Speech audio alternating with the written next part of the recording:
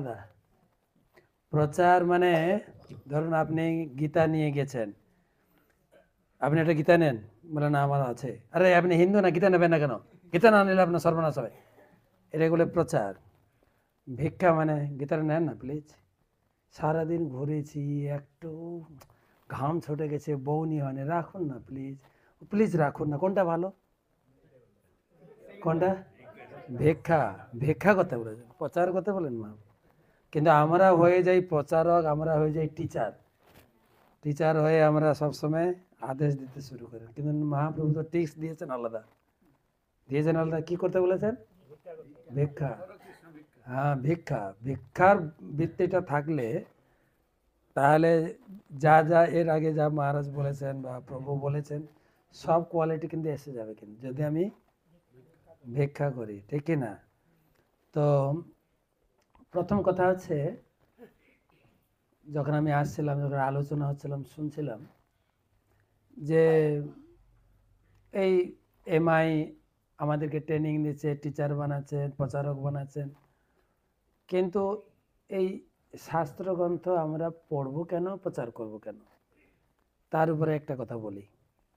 আমাদের কুম্ভতে আমি 1 মাস কাটিয়ে এলাম, বেশি দিন ছিলাম না, 1 মাস। হ্যাঁ, তো আমাকে দেখলেও আপনাদের কুম্ভ স্নান হয়ে যাবে মোটামুটি। তো প্রতিদিন ডুবেছি, তো একটু একটু আছে, হাওয়া লাগলে হবে। আর পরে আপনারা কুম্ভের জন্য গীতাদানের টাকা পাঠিয়ে দেবেন আমাকে পরে, তাহলে পুরো হয়ে যাবে। যেটা বলছি, ওখানে আমরা বসে বসে আলোচনা করছিলাম মহাপ্রভুর সঙ্গে সনাতন গোস্বামীর শিক্ষা। মহাপ্রভু ব্যক্তিগতভাবে রূপ গোস্বামীকে শিক্ষা দিয়েছেন ভক্তি তত্ত্ব, কৃষ্ণ তত্ত্ব, ভাগবত তত্ত্ব, ভক্তি তত্ত্ব প্রান্ত সব কহিলা প্রভু, ভাগবত সিদ্ধান্ত রূপ গোস্বামীকে দিয়েছেন। সনাতন গোস্বামীকে দিয়েছেন একদম সরল শিক্ষা। তো সনাতন গোস্বামীকে শিক্ষা দিতে বলছেন যে কেন ভক্তি করব বা কেন প্রচার করব। বলতে গিয়ে একটা দৃষ্টান্ত দিচ্ছেন, বলছেন একটা লোকের বাড়িতে একজন জ্যোতিষী গেছে। জ্যোতিষী, জ্যোতিষী যে ভূত ভবিষ্যৎ সব কিছু বলতে পারে। তো বাড়িতে পৌঁছেছেন, বাড়িতে পৌঁছে বলছে তুমি দুঃখ করছো কেন? আমি শ্লোক লিখছিলাম, তুমি কেন দুঃখী? তোমার আছে পিতৃধন, তোমার তো অনেক ধন সম্পদ আছে, তুমি দুঃখ করছো কেন? কাকে বলছেন? আমরা। কিন্তু হ্যাঁ, কেন এত দুঃখ? কিন্তু তোমারে না কহিল অন্যত্র ছাড়িল জীবন। তোমাকে এই যে পিতৃধনটা কোথায় আছে, তোমার বাবা তোমাকে না বলে অন্য জায়গায় প্রাণ ত্যাগ করেছেন। তো সেই ধন তোমাকে আজকে বলবো কোন জায়গায় আছে। গ্রন্থ থেকে কি পাবো? ধন। ধন গ্রন্থ থেকে কি, প্রথমে এটা মনে রাখতো, গ্রন্থ থেকে কি পাবো? ধন সম্পদ। ধনটা কি? ধন সম্পদ কৃষ্ণ, ধন প্রাণ পড়েছেন না? ধনটা কি? কৃষ্ণ, কৃষ্ণ প্রাপ্তি। সর্বজ্ঞের বাক্যে মূল ধন অনুবন্ধ, সর্বশাস্ত্র উপদেশে কৃষ্ণ সম্বন্ধ। মূল ধন হচ্ছে কৃষ্ণ, কৃষ্ণকে পাওয়া হচ্ছে মূল ধন, ঠিক আছে? এখন মূল ধনটা আছে কোথায়? বলছে তোমার বাড়ির আশেপাশে পুঁতা আছে। তো তখন ও কোদাল নিয়ে এসে খুঁড়বে, এই সাবধান, সব জায়গায় খুঁড়লে হবে না কিন্তু। তো বলছেন বাপের ধন আছে জ্ঞানে নাহি পায়, তবে সর্বজ্ঞ কহে প্রাপ্তির উপায়। ধনটা আছে তোমার আশেপাশে, কিন্তু তুমি খুঁজে পাবে না কিন্তু। অর্থাৎ আমরা ঘরে বই পড়লেও বইয়ের থেকে ধন বের করতে পারবো না, এটা একটু সাবধান থাকতে হবে। বই পড়লেও ধন উদ্ধার করতে পারবো না। কেন বলছেন ভালো করে শুনবেন। এই স্থানে ধন আছে যদি দক্ষিণে, মনে রাখুন এটা পূর্ব দিক, এটা উত্তর, এটা দক্ষিণ, এটা পশ্চিম। তো যদি এইখানে ধন আছে, যদি দক্ষিণে খোঁজে, দক্ষিণটা কোনটা দিন, এটা যদি এইদিকে খোঁড়া শুরু করেন, ভীমরুল বরুলি উঠিবে, ধন না পড়ি পাইবে। এইদিকে যদি কোদাল দিয়ে খুঁড়ো, কি বেরোবে জানো? ভীমরুল আর বলতা। আচ্ছা করে সবল, ধন তো পাবে না, পরন্তু জ্বালা। জ্বালা বলতার কামড় খেয়েছেন কেউ? বাহ। পশ্চিমে যদি খুদিবে, পশ্চিম কোন দিকে? পশ্চিমে যদি খুদিবে হয় যক্ষ এক হয়, ওখানে যক্ষ ধন আগলে বসে আছে, সে বিঘ্ন করিবে ধন হাতে না পড়িবে।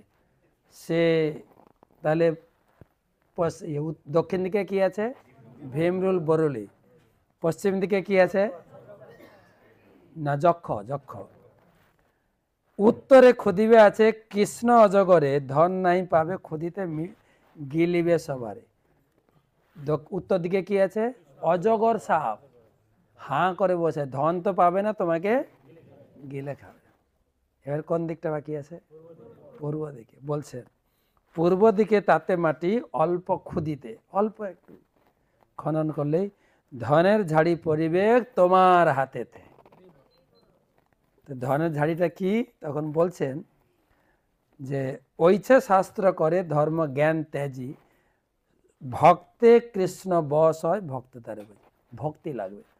বইয়ের ভিতরে জ্ঞান আছে, যোগ আছে, তপস্যা আছে, কিন্তু বই পড়লেও লোকে কর্মকাণ্ড জ্ঞানকাণ্ডটাতে ফেসে যাচ্ছে। যে বলতা ভীমরুল হচ্ছে কর্মকাণ্ড, কর্ম করো স্বর্গে যাবে, আবার ওখান থেকে চলে আসতে হবে। বাকি উত্তর দিকে আর দক্ষিণ দিকে বা পশ্চিম দিকে উত্তর দিকে ওটা হচ্ছে অজগর সাপ আর যক্ষ, মানে মোক্ষ ধর্ম, ব্রহ্মে লীন হয়ে যাও। তো জ্ঞানকাণ্ড, জ্ঞানকাণ্ড কর্মকাণ্ড আছে। সেই জন্য খুব ধ্যান সহকারে যারা আমরা প্রচার করব, আমাদেরকে আগে পূর্ব দিকে খুদে ধনটাকে পেতে হবে, তারপরে আমি ধনটা দিতে পারবো। সেজন্য সিস্টেমেটিক্যালি যারা গোবিন্দবাবু পড়লেন সঠিক মার্গে, আমাদের সৌভাগ্য যে অনেক গ্রন্থ রয়েছে। আমি কুম্ভে 1 মাস ছিলাম, একটা সাংবাদিক আমাকে প্রশ্ন করেছিল, প্রশ্নতে আমি হেরে গেলাম, আমি হার মানলাম। আমার সঙ্গে অনেকজন ভক্ত ছিল। তো ওর প্রশ্ন হচ্ছে গীতাতে কোথায় হরি নাম করতে বলা হয়েছে? তা আমি 2-4টা শ্লোক বললাম, যে না, সরাসরি কোথায় লেখা আছে যে কৃষ্ণ বলেছেন হরি নাম করো? ওম জপ করতে বলা হয়েছে, ওম ইত্যাক্ষরং ব্রহ্ম বাহারং মান মধুসূর 8ম অধ্যায়ে। তো হরি নাম করতে কথা বলা হয়। আমি মহাপ্রভুর কথা বললাম, প্রভুপাদের কৃষ্ণ কোথায় বলেছে তা অনেকক্ষণ চললো, আর অনেক শ্লোক জানে ওই সাংবাদিকরা। তো আমি বললাম না, হেরে গেলাম, চলো। তো প্রশ্ন হচ্ছে বই পড়লেও ধন খুঁজে পাবে না, কিন্তু ছিল প্রভুপাদ, আমাদের গুরুবর্গ যে সিস্টেম দিয়ে গেছেন তাতে ধন খুঁজে পেলে পেতে পারি। আর যখনই ধন পাবেন, যেমন গীতাতে বলা হয়েছে যে মত কর্মকৃত মত পরম না মত চিত্তা মত গত প্রাণ বোধয়ন্ত পরস্পরম কথয়ন্ত মাং নিত্যম তুষ্যন্তি। এই ধনটা খুব আনন্দদায়ক, তুষ্যন্তি এবং আনন্দ। আর ভাগবতম সেই, হ্যাঁ, পিবত ভাগবত রসমালয়ম। ওই সংস্কৃত কথা দক্ষিণ ভারতের লোকেরা বলে, ঘরকে বলবে ঘরম, জলকে বলবে জলম, রসমালাইকে বলে রসমালম, কিন্তু মূল কথাটা বাংলা কথা হচ্ছে রসমালাই। ব্যাসদেব নিজে লিখে গেছেন ভাগবতমের শ্লোকে, ভাগবত হচ্ছে রসমালাই। আজকে রসমালাই খেয়েছেন সবাই, খেয়েছেন না? হ্যাঁ, এই জন্য এমআই সবাইকে রসমালাই খাওয়াচ্ছে। আপনার রসমালাই খাবেন, এখানে ট্রেনিং নেবেন, পড়বেন, আর সবাইকে রসমালাই আবার কালকে খাওয়াবে, আজকে আর খাওয়াবে না। আজকে রাত্রে মানে কিছু দেবে টেবে, কিন্তু আবার রসমালাই পেতে গেলে কালকে। তো প্রশ্ন হচ্ছে আমরা গ্রন্থ থেকে ধন সংগ্রহ করব, আর ধন সঠিকভাবে, যেটা গোবিন্দানন্দবাবু বললেন, ইহা বই আর না বলিবা বলাইবা, দিন অবসানে আসে আমারে কহিবা।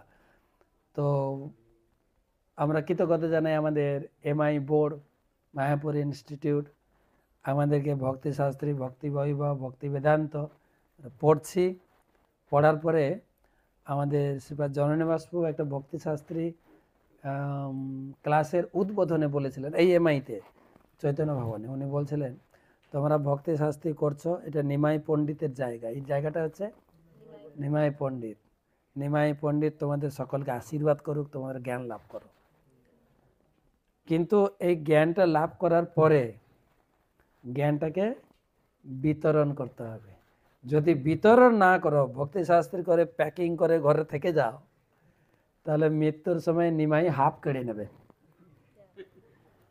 জন্য সব বলছিলেন, তাই এটারই এত প্রাধান্য, যেটা আমার শিশুমা জয়াপতাকা স্বামী গুরু মহারাজ বলছেন, ইউ বি হ্যাপি, তুমি শাস্ত্র পড়ে সুখী হও, মেক আদার্স হ্যাপি, শাস্ত্র পড়ে তুমি যা পেয়েছো সেটা অন্যজনকে শেয়ার করো, শেয়ার করো।